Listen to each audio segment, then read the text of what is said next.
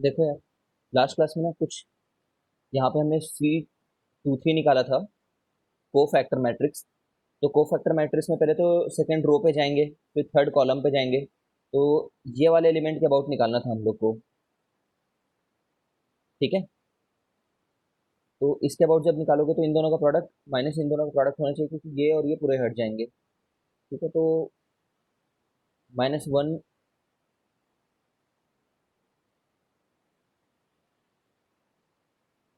1 × -7, -2 × 2 होना चाहिए। ठीक है, हर शेप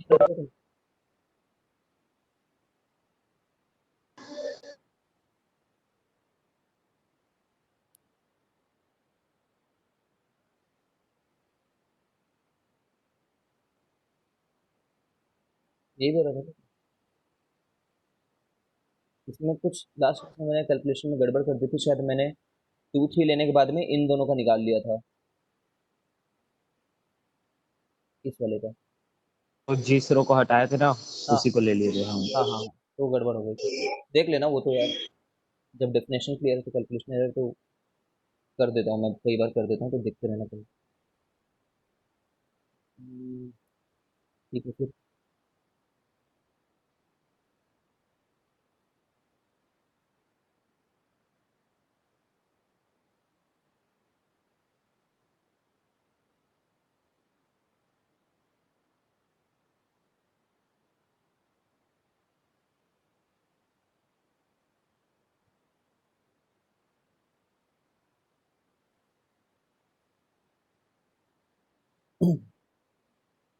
ठीक है, ये सब प्रॉपर्टीज तो मैंने मगअप करनी है, वेरीफाई कर करके। कोई स्टैंडर्ड प्रूफ ढूंढने की जरूरत नहीं इन सब में प्रॉपर्टीज का,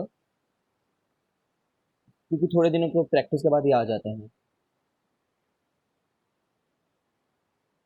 ठीक है, तो सबसे पहले हम लोग जस्ट रिवाइज करने के लिए स्क्यू सिमेट्रिक को एक बार देखते हैं। स्क्यू सिमेट्रिक में ये हुआ था कि स्क्यू सिमेट्रिक में डिफाइंड ही ऐसे होता है। स्क्यू सिमेट्रिक मैट्रिक्स डिफाइन ऐसे होते हैं, पहले मैट्रिक्स डिफाइन होता है, उसके बाद डिटरमिनेंट डिफाइन होता है, पहली बात तो। ठीक है, स्क्यू सिमेट्रिक मैट्रिक्स एक ऐसा मैट्रिक्स रहेगा जिसमें ये वाले तो सभी जीरो रहे। ठीक है, और यहाँ पे जो भी नंबर डालो यहाँ पे उसका जस्ट रिवर्स रहे, सिमेट्रिक जगहों पे। ठीक है, ये जगहें कौन कौन सी है मैं एक बार बताता हूँ फिर भी, अगर तुम्हें समझना है तो। जैसे मान लो 3 by 3 एक मैट्रिक्स है। 3 by 3 मैट्रिक्स का क्या मतलब होता है कि 3 रोज हैं, 3 कॉलम्स हैं। ठीक है, कोई भी मैट्रिक्स एम अगर हम डिफाइन करते हैं तो इस लोकेशन का नाम 1 1 होगा, इस लोकेशन का नाम 1 2 होगा, इस लोकेशन का नाम 1 3 होगा। ठीक है, क्योंकि कैसे रीड करते हैं, रो फिर कॉलम। ठीक है, देखते जाना, 2 1, 2 2, 2 3, 3 1, 3 2, 3 3। ठीक है, अब देखो, a matrix M is a matrix M is skew symmetric if A I J जो है वो -(A) J I हो। ये डेफिनेशन होता है मैट्रिक्स में जब पढ़ोगे तो। ठीक है, A I J A J I के इनवर्स हो। ठीक है, मतलब जैसे कि यहाँ पे ये देख लो, अगर A 2 1 ले रहे हो तो पक्का माइनस होना चाहिए A 1 2 का, तब उस मैट्रिक्स को स्क्यू सिमेट्रिक कहेंगे। तो पक्का ये दोनों जगह पे, ये वाले और ये वाले जगह पे, ये वाले और ये वाले जगह पे उल्टे उल्टी चीजें होनी चाहिए। ठीक है, अब इसी लॉजिक से जाओ अगर, तो A I I should be negative of A I I। समझ रहे हो ना? तो 2 A I I equal to zero, मतलब A I I equal to zero, मतलब A I I वाले एलिमेंट तो ये सब होते हैं, A I I है इनका नाम। ठीक है, तो इसलिए ये सभी जीरो होने ही चाहिए डायगोनल, इसके ऑपोजिट ये होना चाहिए। तो जब ऐसे मैट्रिसेस का तुम डिटरमिनेंट निकालते हो, ठीक है, डिटरमिनेंट ऑफ दोज मैट्रिक्स, तो कैलकुलेशन से पता चलता है कि वो जीरो आ जा रहा है।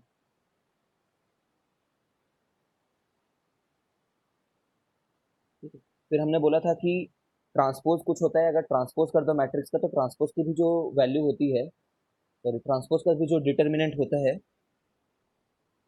एम के डिटरमिनेंट और एम ट्रांसपोज का जो डिटर्मिनेंट होगा सेम आता है, ये बात हमेशा ट्रू है। तो अगर वो मैट्रिक स्क्यू सिमेट्रिक है तो ये खुद ही जीरो रहेगा, तो नेचुरली ये भी जीरो ही आ जाएगा अगर स्क्यू सिमेट्रिक है तो।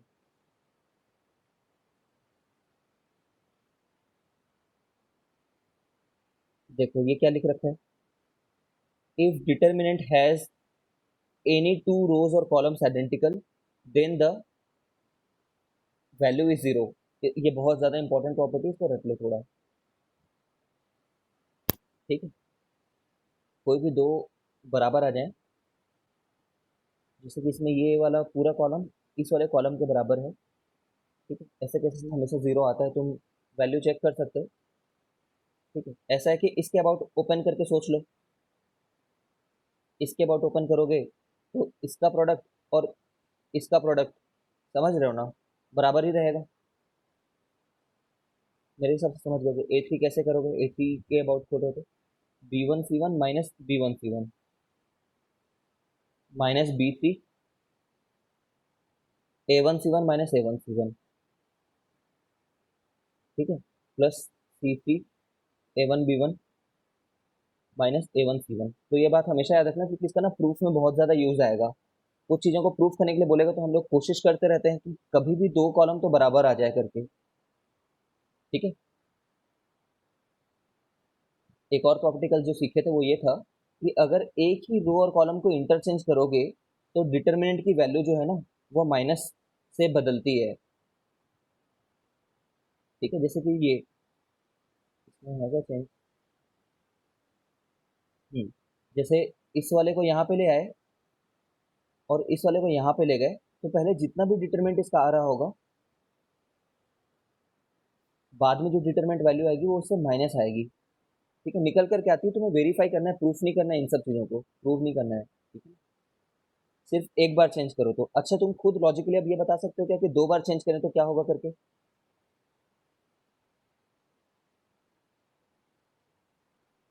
दो बार चेंज करोगे ना, मतलब जैसे कि ऐसा कर दिए, हाँ, तो फिर से उतनी ही वैल्यू आ जाएगी। दो बार चेंज कर दिया मतलब इसको यहाँ पे ले गए, इसको यहाँ पे ले गए, ये एक चेंज हुआ।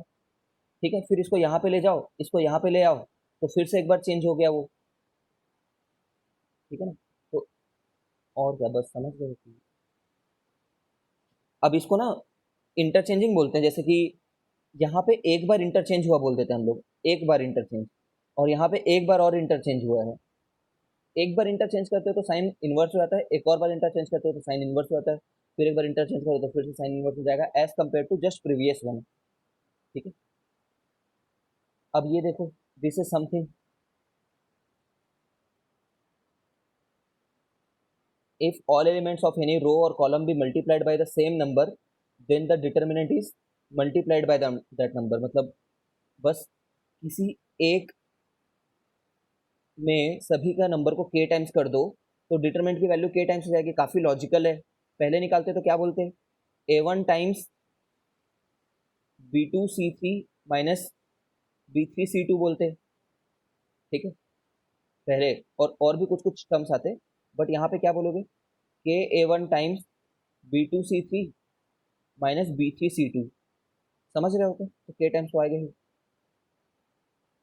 इसको यूज कैसे करना है इस वाली प्रॉपर्टी को, इसका यूज ऐसे करते हैं हम लोग, देखो इसका निकालना हो ना तो के बाहर निकाल लेते हैं सीधे, ये मतलब हुआ उस चीज का। समझ रहे हो। ठीक है, अब पहले की जो वैल्यू थी वो निकाल लेंगे। ठीक है, ऐसे तो डिटरमिनेंट से कैसे कॉमन निकालते हैं, डिटरमिनेंट में किसी एक पूरे के पूरे कॉलम में कॉमन रहे या फिर किसी पूरे एक रो में कॉमन रहे। अब इस बात को इलस्ट्रेट करते हैं, आ जाओ यहाँ पे, देखो, note the difference between matrix and determinant. Note the difference,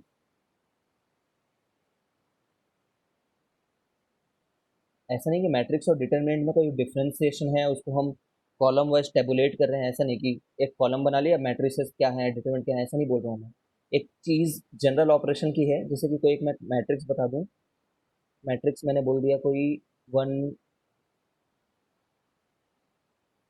to one zero one two zero one three. ठीक है, अब मैं तुमसे बोलूँ ना ये मैट्रिक्स है, ये जब ऐसा सिंबल आ जाए तो मैट्रिक्स है, और जब ऐसा सिंबल आ जाए तो डिटर्मिनेंट है। Determinant of the same matrix है ना, मतलब जिस भी मैट्रिक्स से कर रहे हो। तो अगर मैं तुम्हें 4 टाइम्स ए निकालने के लिए बोलूँ ना, तो ये क्या चीज़ है? न्यू मैट्रिक्स है ये। ठीक है, ये कितना रहेगा बता सकते हो? 4 से मल्टीप्लाई करो, 4 8 4, हर जगह पे। ठीक है, हर जगह पे करोगे 0 4 8 0 4 12। समझ रहे हो? जब मैट्रिक्स में मल्टीप्लाई होता है ना, तो हर जगह पे मल्टीप्लाई होता है, हर रो, हर कॉलम। ठीक है, बट अगर मैं डिटर्मिनेंट बोलूँ, तो डिटर्मिनेंट ऑफ ए ऐसे लिख देता हूँ, डेट ए, जिसको हम लोग ऐसे भी रिप्रेजेंट करते हैं। ठीक है, समझ रहे हो? इसका डिटरमिनेंट वो कितना रहेगा, ये रहेगा 1 2 1 0 1 2 0 1 3। ठीक है, ये डिटरमिनेंट निकालना है। बट अगर मैं यहाँ पे डिटर्मिनेंट ऑफ 4a निकालूं, तो क्या लिखेंगे? Determinant of 4a equal to यही चीज, भाई जिसका डिटरमिनेंट निकाल रहे हो वो लिखोगे तुम, 4 8 4 0 4 8 0 4 12।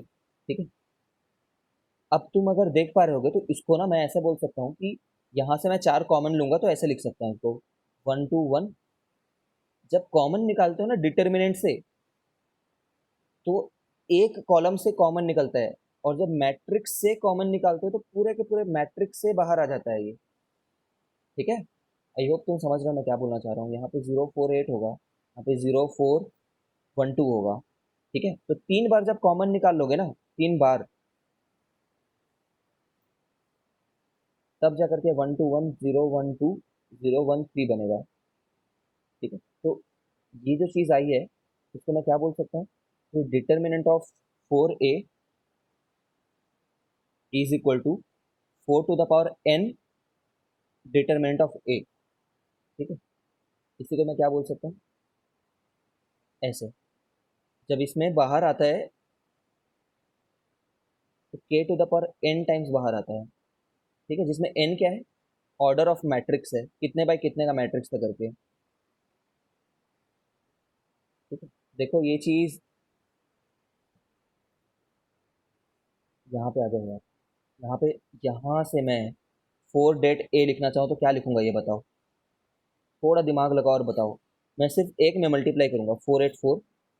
ठीक है सर, ऐसा क्यों करते हैं, क्या करते हैं? प्लीज मान लो ये टूल हम डेवलप कर रहे हैं ना मैथमेटिक्स के लिए। ठीक है, हम बना रहे हैं इस टूल को मैथमेटिक्स के लिए बस। ठीक है, कंसिस्टेंट एक सिस्टम बनाना है जो सिस्टम गलत मत हो। तो 4 8 4 0 1 2 0 1 3 लिख सकते हो, और मैं लिख रहा हूँ, और ऐसा भी लिख सकते थे, 4 टाइम्स इस कॉलम में मल्टीप्लाई कर दिए बस, 4 टाइम्स को, 4 0 0। समझ रहे हो? इस कॉलम में, फिर बाकी सबको वैसे रहने दो, 2 1 1 1 2 3। और कोई भी दूसरे में मल्टीप्लाई कर सकते थे, हो सकता है तुम इसमें मल्टीप्लाई कर लेते, इसमें।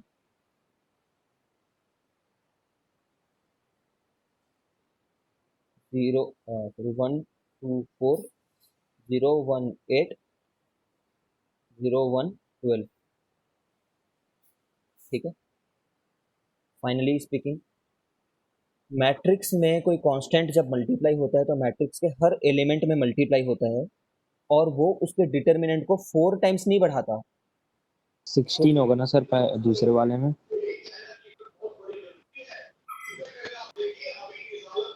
दूसरा वाला मतलब? सर जो 4 डेट ए लिखेंगे अपन। यहाँ पे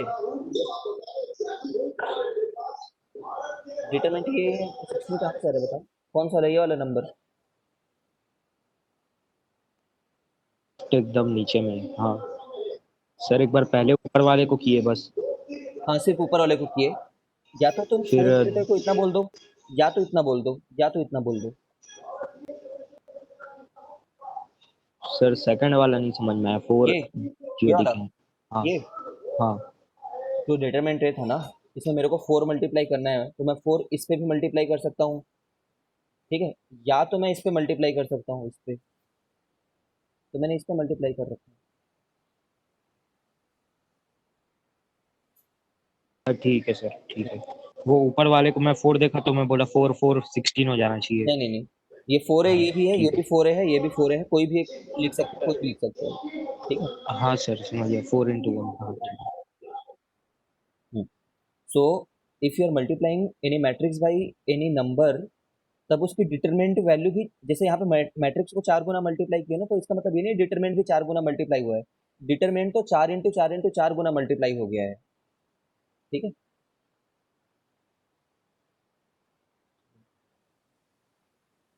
ये कॉमन लेना जो सीखने वाली अभी मैं तुम्हें बात सिखा रहा हूँ ना, ये कंप्लीटली अपनी स्किल होती है यार। एक स्टूडेंट प्रैक्टिस कर करके उसको समझ में आ जाता है कि वो क्या कॉमन लेगा करके। ठीक है, रो वाइज कॉलम ले, सॉरी रो वाइज कॉमन ले ले, या फिर कॉलम वाइज कॉमन ले ले। ठीक है।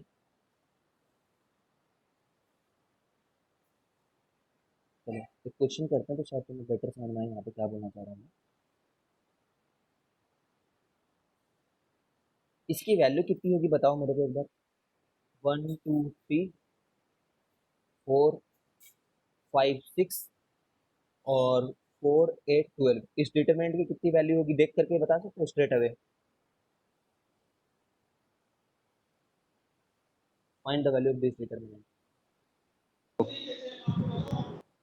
इसकी वैल्यू पक्का जीरो होगी। क्यों? क्योंकि कोई भी दो बराबर आ जाए तो काम हो जाएगा। मैं ऊपर वाले को ऊपर वाले रहने दिया, इसको ऐसे ही रहने दिया, और यहाँ पे से 4 कॉमन ले लिया मैंने। ये तो डिटरमिनेंट है ना, तो डिटरमिनेंट से तो कोई भी एक रो या फिर कोई भी एक कॉलम से दे सकते हो, तो 1 2 3। ठीक है, अब ये दोनों जब आ गए तो इसके अबाउट ओपन कर दो। जब इसके अबाउट ओपन कर, वैसे प्रॉपर्टी सीधे तुम लिखोगे सीबीएसई में, since two rows of this matrix is common, है ना, of this determinant is common, same. ठीक है, सेम होने के चलते हम लोग बोलेंगे कि zero है। ठीक है, डिटरमिनेंट सिर्फ एक वैल्यू है, ये कोई मैट्रिक्स नहीं है, याद रखना। This is purely a value, a number. ठीक है, ये नंबर है बस।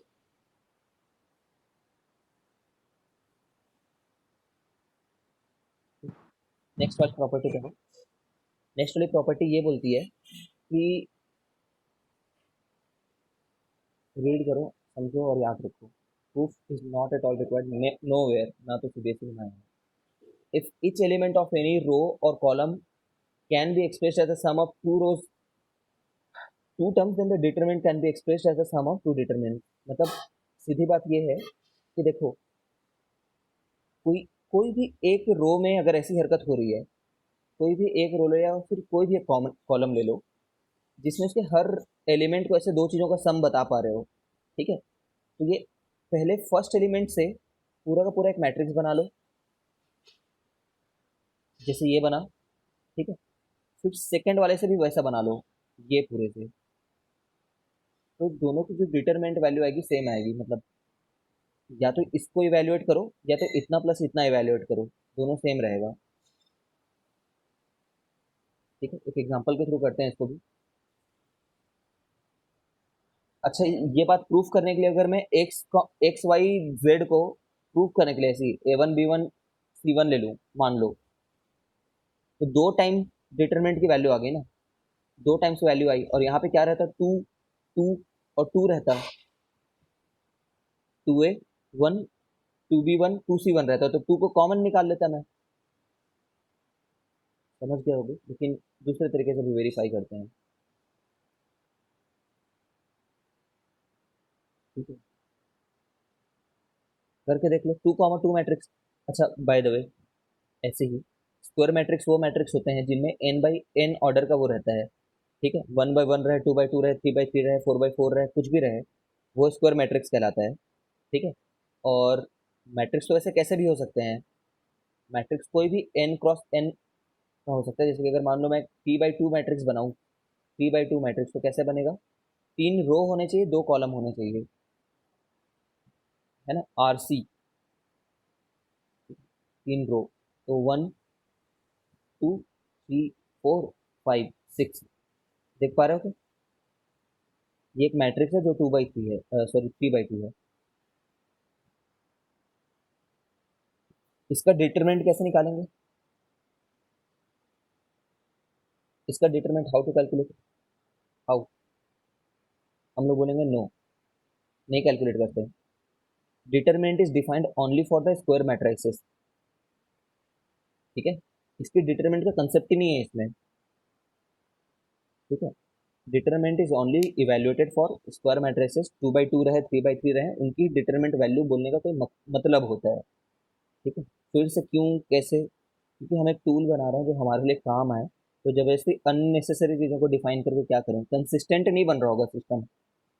पहले हो सकता है लोगों ने कोशिश किया हो इसका भी डिटरमिनेंट का कुछ एक्सप्रेशन बना करके देखते हैं, जानबूझ करके कुछ ऐसे टर्म बनाते हैं जिसको इसका डिटरमिनेंट बोल देंगे, but made no sense back then, ठीक है।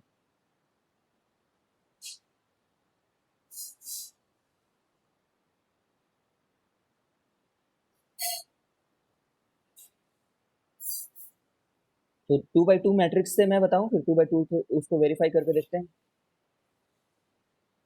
5 6 1 2, इसको मैं बोलना चाह रहा हूँ कि ये वाला मैट्रिक्स को ऐसा बोल देते हैं कि ये तो ऐसा हुआ ना कि 1 2 को वैसे ही रहने दो, इसको 2 + 3 लिख दो, इसको 3 + 3 लिख दो 1 मिनट के लिए, ठीक है।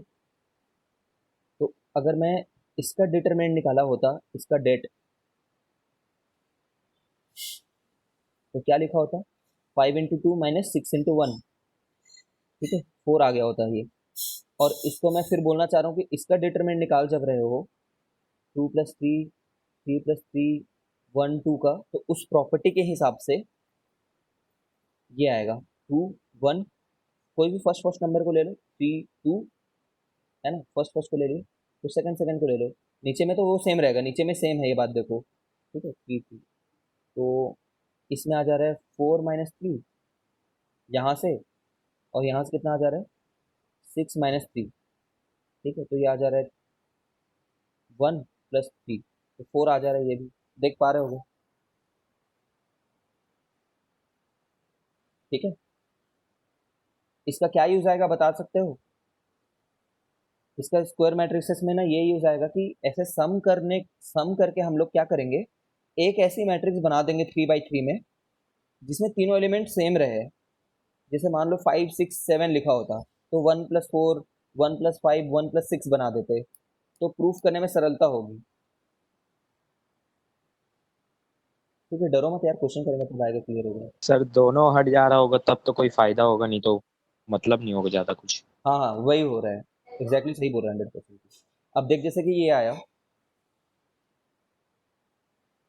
इसी प्रॉपर्टी से ना, ये जो ऊपर वाली प्रॉपर्टी है, इसी से ये नीचे वाली प्रॉपर्टी डिराइव हो रही है। इसमें ये बोला जा रहा है कि जैसे कोई एक मैट्रिक्स नोटेशन है, ठीक है, कुछ सेट ऑफ नंबर्स हैं जिसको मैट्रिक्स में फिट किया हुआ है। अब तुम A1 में कोई भी m × B2 ऐड कर लो, ठीक है, या फिर कोई भी n × C3 ऐड कर लो, तो हमारे डिटरमिनेंट का वैल्यू नहीं बदलेगा। जैसे इसने क्या किया है, ऐसे नहीं ऐड किया है इसने, इसने ऐसे ऐड किया है कि फर्स्ट वाले में इसको ऐड कर रखा है पूरा का पूरा, देखो, m टाइम्स, कोई भी m टाइम, और थर्ड वाले में क्या कर रखा है, साइमल्टेनियसली ही फर्स्ट वाले को ऐड कर रखा है, ठीक है। तभी भी हम लोग बोलेंगे कि ये जो डिटरमिनेंट बना है और ये जो डिटरमिनेंट बना है, इसका सेम वैल्यू आएगा। तुम्हें दो बात नोटिस करनी है, अभी इसको समझने में थोड़ा सा टाइम लगेगा, तुम्हें दो बात नोटिस करनी है कि A1 में जब इसको ऐड कर रहे थे ना, तो कोई रिस्ट्रिक्शन नहीं था कि हम जिसको बदल रहे हैं उसको ना ऐड करें किसी में, ठीक है। तो A3 में भी खुद उसी को ही ऐड कर सकते हैं जिसको बदले हैं, ठीक है। चलो देख बताता हूँ मैं कैसे आया, ये मैं बताता हूँ, मतलब कैसे ये सही हुआ करके, कोशिश करना यहीं पे समझो करके।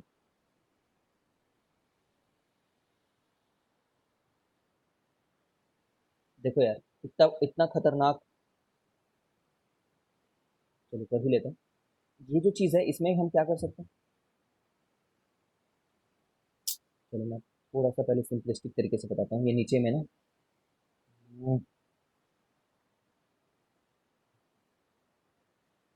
ऐसे ले लो कि इतना बड़ा कोई बात नहीं है, सही,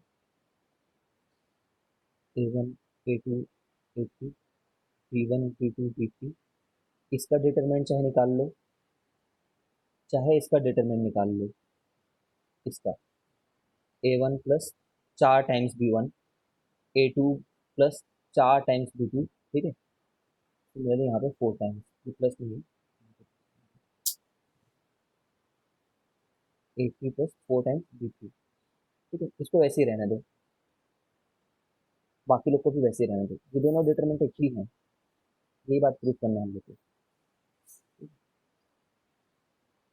तो मैं बोलूँगा कि इसको निकालते समय अभी हमने एक प्रॉपर्टी पढ़ा और उसको वेरीफाई करके देखा कि ऐसे दो लोगों का अगर सम है, ठीक है, दो लोगों का सम है, तो क्या करेंगे, फर्स्ट फर्स्ट फर्स्ट को ले लो, फर्स्ट फर्स्ट फर्स्ट को पहले ले लो, तो क्या बन जाएगा वो a1 a2 a3, नीचे वाले दोनों हमेशा कांस्टेंट रहेंगे। ये जो सम होंगे ना दो मैट्रिसेस, उन दो मैट्रिसेस में नीचे वाला तो हमेशा सेम दिखेगा। ये देखो, यहाँ पे नीचे दो वालों को मत छेड़ो, b1 b2 b3 c1 c2 c3, ठीक है। और जो सम सम करके जो रह रहा था उनको यहाँ पे लिख दो, 4b2 4b3, ठीक है। अब समझ रहे हो ये तो जीरो है करके, क्यों, क्योंकि चार को कॉमन निकाल लो, चार को कॉमन निकाले तो b1 b2 b3 c1 c2 c3, ठीक है। अब इसमें दो कॉमन हो गए, दो रो कॉमन हो गए, तो इसके अबाउट एक्सपैंड कर दो, इसके अबाउट तो जीरो आ जाएगा, इसके अबाउट एक्सपैंड कर दो, ठीक है। और ये तो हमारा डी था ही, ठीक है। अब ऐसा करने के बाद मान लो सी में भी जुड़ा होता, सी में भी ए को जोड़े होते, तो अगले बार में उसको सेपरेट कर रहे होते, समझ रहे हो क्या, सी में भी जुड़ा होता तो उसको भी सेपरेट कर रहे थे। 1 मिनट के लिए मान लो इसमें सी में जोड़ देता, तो ऐसा नंबर आ रहा होता, b1 b2 4b3, ठीक है। नीचे में आ रहा होता b1 b2 b3, ठीक है। और नीचे में आ रहा होता c1 plus 2a1 c2 plus 2a2 c3 plus 2a3। तो नीचे वाले को बोलते कि एक बार c1 रख लो, c2 रख लो और c3 रख लो, ठीक है, तब भी ये जीरो आता। और फिर 2a1 2a2 2a3 और इन दोनों को कांस्टेंट रख करके एक बना लो, ठीक है। समझ रहे हो क्या, फिर ये और ये बराबर हो जाते, ये सॉरी, फिर भी ये और ये ही बराबर रहता अगले बार जब उसको एक्सपैंड कर रहे थे। मतलब कितनी बार भी कर लो यार, उसको ओपन करते करते। सर इसमें तो एक्सपेंड करने की जरूरत ही नहीं है, जो बेसिक वाला बच रहा था उसमें फिर नीचे में सी हाँ, रहता तो उसको फिर से एक्सपेंड करता है। अपने हिसाब से समझ लो, मेरे हिसाब से तुम्हें ये बात को पहले बात वो करने की जरूरत होती है, वेरीफाई करने की जरूरत होती है कि हम ऐसे एक्सपैंडेड फॉर्म पे ऐसा लिख सकते हैं कि नहीं, ओनली वेरिफिकेशन इज नीडेड, तो हाँ लिख सकते हैं। उसके बाद बाकी सब प्रॉपर्टी फॉलो करती है, ठीक है। आगे बढ़ते हैं, this is a very important property, but ठीक है, कुछ ज़्यादा ही। इसको हम लोग मैथमेटिकली ऐसे लिखेंगे कि अगर किसी भी रो वन को रो वन प्लस कोई भी k1 constant times row to कर रहे हो, प्लस कोई भी k2 constant time row three कर रहे हो, ठीक है। किसी भी C1 कॉलम, इनफैक्ट ना ऐसे भी कर लो, कोई भी ऐसे चेंजेस कर रहे हो तो तभी भी तो ये के बाहर आ जाएगा ना। पहले तो तुम इसको इतने इतने और इतने में ब्रेक करोगे, फिर एक वाले को इंडिविजुअली देखोगे तो हर में के मल्टीप्लाइड रहेगा तीन में, फर्स्ट वाले रो में, फर्स्ट वाले रो के A1 A2 A3 में, तो वो के बाहर आ जाएगा। ऐसे ही C1 को कोई भी ऐसे बदलाव करो और उसमें लिख दिए रहो,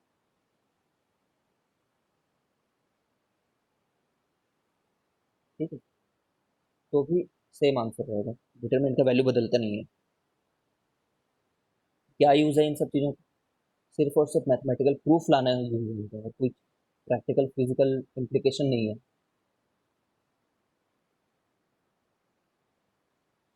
ठीक है।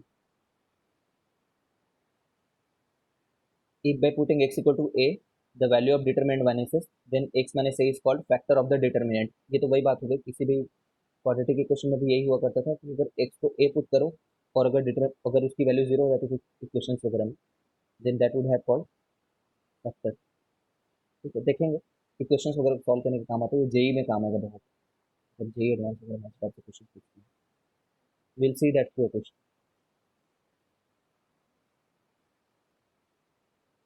In a determinant, the sum of product of the element of any two with the corresponding cofactor.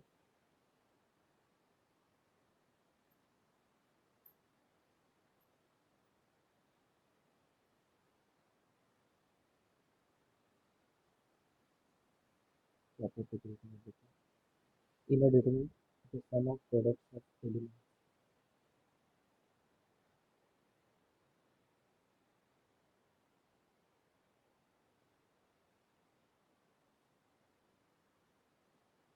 यार ये नहीं जानते हैं क्या, तो बहुत पहले ही देख रखते हैं।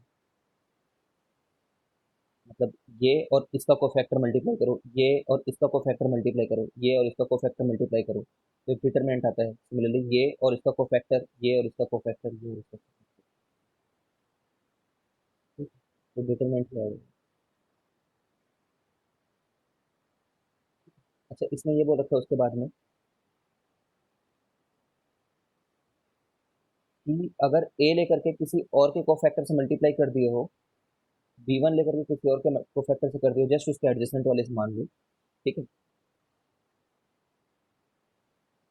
ठीक है, C लेकर के किसी और से कर दिए तो जीरो आएगा वो। निकल कर क्या आता है? जीरो। तुम वेरीफाई कर सकते हो, मतलब ए लिए और A2 के कोफैक्टर से मल्टीप्लाई कर दिए तो जीरो आ जाएगा, उसी के कोफैक्टर से किया तब तो डिटरमिनेंट आ जाएगा, ठीक है? ये बात को ना सीधे सीधे यूज करते हैं, रीजनिंग वगैरह में पूछते हैं। एक बार डिस्कनेक्ट होकर के करें। A3 केस में भी वही होगा ना? हाँ हाँ, A3 के केस में भी सेम जीरो आएगा।